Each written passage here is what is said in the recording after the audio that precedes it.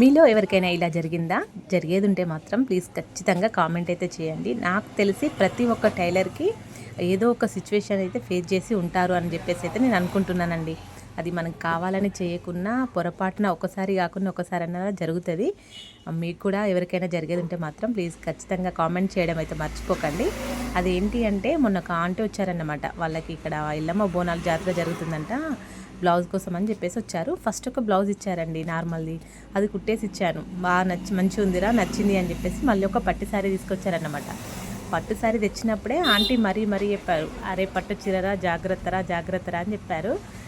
Okay aunty నేను చూసుకుంటాలేండి అనేసి అన్నానన్నమాట. ఇదివరకు ఎప్పుడు నాకు ఇట్లాంటి అనుభవం జరగలేదండి. ఇదే ఫస్ట్ టైం అన్నమాట. అయితే నేనేం చేశానా, బ్లౌజ్ పీస్ వచ్చేసి కొంగుకొచ్చిందన్నమాట. బ్లౌజ్ పీస్ కట్ చేయబోయి అనుకోకుండా కొంగు కట్ చేశానండి. అది కూడా ఎలా అంటే మా షాప్ దగ్గరకు ఒక చిన్న పాప వచ్చుండే. ఆ పాపతో మాట్లాడుకుంటూ బ్యాంగిల్స్ పగులుతాయి ముట్టద్దు అని చెప్పుకుంటూ పాపతో మాట్లాడుకుంటూ నేను బ్లౌజ్ కట్ చేయబోయి కొంగు కట్ చేశాను. ఇక నా టెన్షన్ చూడండి, నాకైతే ఫుల్ చెమటలు పట్టేసినాయి. కానీ బ్లౌజ్ అయితే కుట్టి పక్కకు పెట్టాను. కొంగు కూడా అటాచ్ చేసేసి నీట్గా కుట్టేసి పక్కకు పెట్టించాను అన్నమాట. ఆంటీ వచ్చినాక వెంటనే మాట్లాడుకుంటూ ఆంటీ సారీ ఆంటీ ఇలా జరిగింది అని చెప్పేసి జరిగింది మొత్తం చెప్పానండి ఆంటీకి. ఆమెకు చెప్తా ఉంటే నా చేతులు వణుకుతున్నాయి అన్నమాట.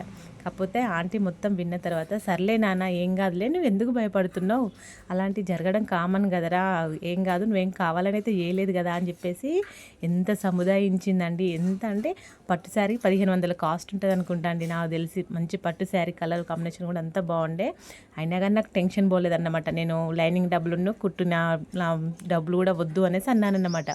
అద్దని చెప్పేసి నేను అనుకుతూ ఉంటే ఆ ఆంటీ వచ్చి షోల్డర్ చుట్టూ ఇట్లా నన్ను దగ్గరికి చేతులేస్తే దగ్గరికి పట్టుకొని, ఏం కాదు నాన్న టెన్షన్ పడకు, నేనేమనట్లేదు కదా, అయితే కావాలని చేయలే కదరా, అది అట్లా జరిగిపోయింది, ఏం కాదు, జరగాలన్నది జరిగిపోయింది అంతే, నువ్వు ఎందుకు టెన్షన్ పడుతున్నావు, టెన్షన్ పడకు అని చెప్పేసి ఎంత బాగా మాట్లాడారండి ఆంటీ. అయితే చాలాసేపు కూర్చున్నారన్నమాట. నువ్వు టెన్షన్ పడకు, ఒక్కోసార్లు జరుగుతాయి అట్లా పొరపాట్లు జరగనిది అయితే ఎవరు ఏం పనులు చేయలేరు కదా, ఏ పనిలోనైనా పొరపాటు అనేది కామన్, నువ్వు టెన్షన్ పడకురా ఏం కాదు అని చెప్పేసి మాట్లాడారండి. నాకైతే అసలు ఆ ఆంటీతో ఆ డే మొత్తం ఫుల్ టెన్షన్గా గడిచిందండి. ఎంత వద్దు అన్న కానీ వినకుండానైతే మళ్ళీ జాకెట్ డబ్బులును లైనింగ్ డబ్బులు అయితే ఇచ్చేసి వెళ్ళేదన్నమాట.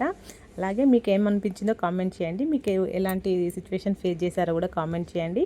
పనిలో పని మన మామిడికాయ పప్పు ఎలా ఉందో కూడా ఖచ్చితంగా కామెంట్ చేయండి. ఈ వీడియో కనుక మీ అందరికీ నచ్చినట్టయితే లైక్ చేయండి, షేర్ చేయండి, సబ్స్క్రైబ్ చేసుకోండి. Thank you so much for watching.